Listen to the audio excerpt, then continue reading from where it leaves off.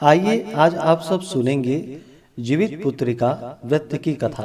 तो बोलिए प्रेम से जितिया माता की जय। एक बार नैमिषारण्य के निवासी ऋषियों ने संसार के कल्याणार्थ श्री सूत जी से पूछा कि हे सूत, कराल कली काल में लोगों के बालक किस तरह दीर्घ आयु होंगे, सो कहिए। सूत जी बोले, जब द्वापर युग का अंत और कलयुग का आरंभ था, उसी समय बहुत सी शोकाकुल स्त्रियों ने आपस में सलाह की कि क्या इस काल में माता के जीवित रहते पुत्र मर जाएंगे। जब वे आपस में कुछ निर्णय नहीं कर सकी, तब गौतम जी के पास पूछने के लिए गई। जब उनके पास पहुंची तो उस समय गौतम जी आनंद के साथ बैठे थे। उनके सामने जाकर उन लोगों ने मस्तक झुकाकर प्रणाम किया। तदंतर स्त्रियों ने पूछा कि हे प्रभु, इस कलयुग में लोगों के पुत्र किस तरह जीवित रहेंगे। इसके लिए कोई व्रत या तप हो तो वह कृपा करके बतलाइए। इस तरह उनकी बात सुनकर गौतम जी बोले, आपसे मैं वही बात कहूंगा जो मैंने पहले सुन रखा है। गौतम जी ने कहा, जब महाभारत युद्ध का अंत हो गया और द्रोण पुत्र अश्वत्थामा के द्वारा अपने बेटों को मरा देखकर सब पांडव बड़े दुखी हुए, तो पुत्र शोक से व्याकुल होकर द्रौपदी अपनी सखियों के साथ ब्राह्मण श्रेष्ठ धौम्य के पास गई और उसने धौम्य से कहा कि हे विपेंद्र, कौन सा उपाय करने से बच्चे दीर्घ आयु हो सकते हैं, यह आप कृपा करके ठीक ठीक कहिए।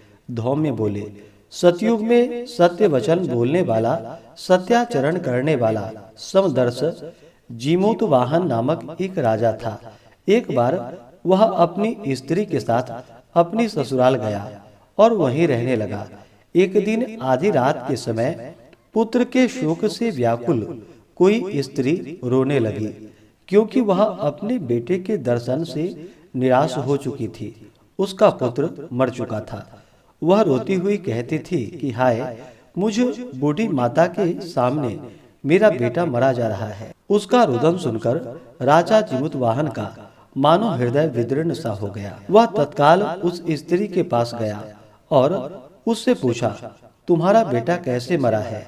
बूढ़ी ने कहा कि गरुड़ प्रतिदिन आकर गांव के लड़कों को खा जाता है। इस पर उस दयालु राजा ने कहा कि माता, अब तुम रो मत, आनंद से बैठो, मैं तुम्हारे बच्चों को बचाने का यत्न करता हूँ। ऐसा कहकर राजा उस स्थान पर गया जहाँ गरुड़ आकर प्रतिदिन मांस खाया करता था। उसी समय गरुड़ भी उस पर टूट पड़ा और मांस खाने लगा।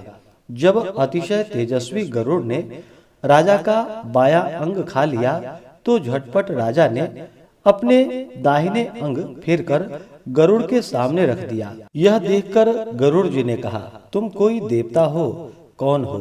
तुम मनुष्य तो जान नहीं पड़ते। अच्छा, अपना जन्म और कुल बतलाओ। पीड़ा से व्याकुल मन वाले राजा ने कहा कि हे पक्षीराज, इस तरह के प्रश्न करना व्यर्थ है। तुम अपनी इच्छा भर मेरा मांस खाओ। यह सुनकर गरुड़ रुक गए और बड़े आदर से राजा के जन्म और कुल की बात पूछने लगे। राजा ने कहा, मेरी माता का नाम शैब्या है और मेरे पिता का नाम शालिवाहन है। सूर्य वंश में मेरा जन्म हुआ है और जीमूतवाहन मेरा नाम है। राजा की दयालुता देखकर गरुड़ ने कहा कि हे महाभाग, तुम्हारे मन में जो भी अभिलाषा हो वह वर मांगो। इस पर राजा ने कहा, यदि आप मुझे वर देना ही चाहते हैं तो वर दीजिए कि आपने अब तक जिन प्राणियों को खाया है वे सब जीवित हो जाएं। हे स्वामी, अब से आप यहाँ बालकों को न खाएं और कोई ऐसा उपाय करे कि यहाँ जो उत्पन्न हो वे लोग बहुत दिनों तक जीवित रहे। धौम्य जी ने कहा कि पक्षीराज गरुड़ राजा को वरदान देकर स्वयं अमृत लाने के लिए नागलोक चले गए। वहां से अमृत लाकर उन्होंने उन मरे हुए मनुष्यों की हड्डियों पर बरसाया। ऐसा करने से लोग जीवित हो गए जिनको कि पहले गरुड़ ने खाया था। राजा के त्याग और गरुड़ की कृपा से वहां बालों का बहुत कष्ट दूर हो गया। उस समय राजा के शरीर की शोभा दूनी हो गई थी। राजा की दयालुता देखकर गरुड़ ने फिर कहा कि मैं संसार के कल्याणार्थ एक और वरदान दूंगा। आज आश्विन कृष्ण सप्तमी से रहित शुभ अष्टमी तिथि है। आज ही तुमने यहाँ की प्रजा को जीवन दान दिया है। हे वत्स, अब से यह दिन ब्रह्म भाव हो गया है, जो मूर्ति भेद से विविध नामों से विख्यात है। वही त्रिलोकी से पूजित दुर्गा अमृत प्राप्त करने के अर्थ में जीवित पुत्रिका कहलाई है। सो इस तिथि को जो स्त्रियां उस जीवित पुत्रिका की और कुश की आकृति बनाकर तुम्हारी पूजा करेंगे, तो दिनों दिन उनका सौभाग्य बढ़ेगा और वंश भी बढ़ती रहेगी। हे महाभाग, इस विषय में विचार करने की भी आवश्यकता नहीं है।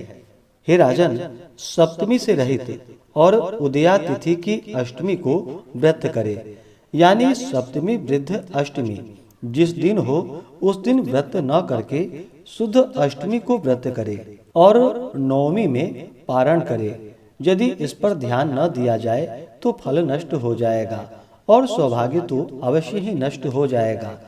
जीवित वाहन को इस तरह वरदान देकर गरुड़ वैकुंठ धाम को चले गए और राजा भी अपनी पत्नी के साथ अपने नगर को वापस चले आए। धौम्य जी द्रौपदी से कहते हैं कि हे देवी, मैंने यह अतिशय दुर्लभ व्रत तुमको बताया है। इस व्रत के करने से बच्चे दीर्घ आयु होते हैं। हे देवी, तुम भी पूर्वोक्त विधि से यह व्रत और दुर्गा जी का पूजन करो, तो तुम्हें अभिलषित फल प्राप्त होगा। मुनिराज धौम्य की बात सुनकर द्रौपदी के हृदय में एक प्रकार का कौतूहल उत्पन्न हुआ और पुरावासिनी स्त्रियों को बुलाकर उनके साथ यह उत्तम व्रत किया।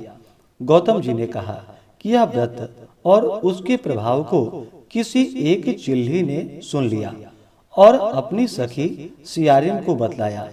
इसके बाद पीपल वृक्ष की शाखा पर बैठकर उस चिल्ही ने और उसी वृक्ष के एक खोते में बैठकर सियारिन ने भी व्रत किया। फिर वह चिल्ही किसी उत्तम ब्राह्मण के मुख से यह कथा सुन आई और पीपल के खोते में बैठी हुई अपनी सखी को सुनाया।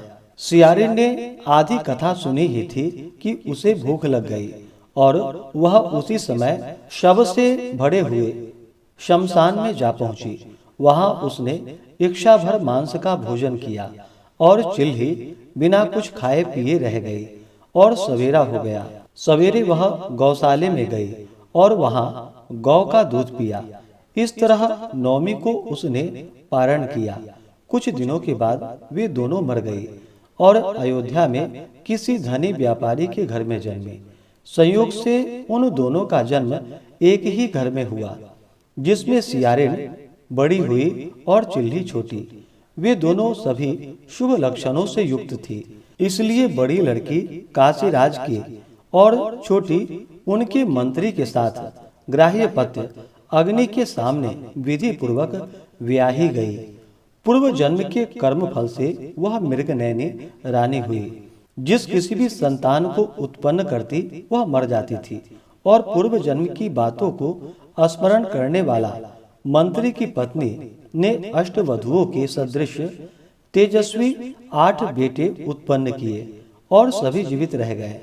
अपनी बहन के पुत्रों को जीवित देखकर ईर्ष्यावश राजपत्नी ने अपने स्वामी से कहा कि यदि तुम मुझे जीवित रखना चाहते हो तो इस मंत्री के सभी पुत्रों को उसी जगह भेज दो जहाँ की मेरे बेटे गए हैं, अर्थात उन्हें मार डालो। यह सुनकर राजा ने उस मंत्री के पुत्रों को मारने के लिए कई प्रकार के उद्योग किए, पर मंत्री पत्नी ने जीवित पुत्रिका के पुण्य बल से उसे बचा लिया। एक दिन राजा ने अपने आदमियों से उन पुत्रों का सिर काटकर पिटारी में रखवाया और वह पिटारी उनकी माता यानी कि मंत्री की पत्नी के पास भेज दिया। परंतु वे 8 सिर बेशकीमती हीरे जवाहरात में बदल गए और भले चंगे हो 8 लड़के अपनी माता के पास वापस चले गए। उनको जीवित देखकर राजपत्नी को बड़ा विस्मय हुआ।